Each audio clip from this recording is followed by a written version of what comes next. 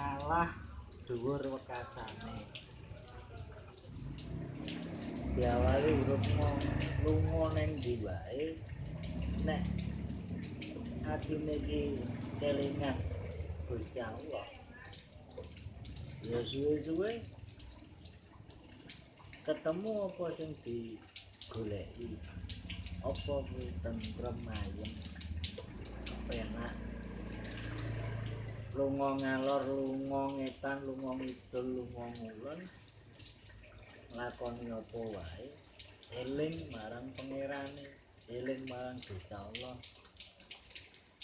Dadi ora ngawur anggone mlaku sesrawungan upadaya golek sandang pangan. Diawali urip ngadep sinaosa rekoso, sinaosa ruwet, sinawa bundhet.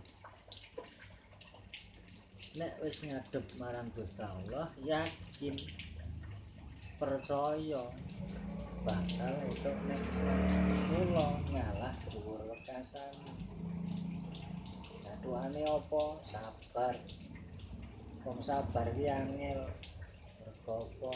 Es semrawut, semruweng. Akhire apa nek kuat? Dadi sumringah seneng.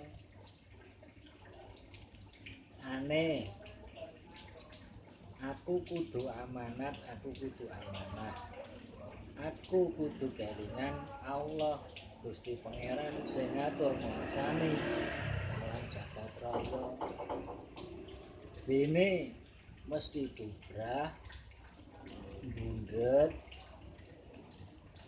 Ning nek kowe nglakoni ya kuwi mau ketemu semringah seneng.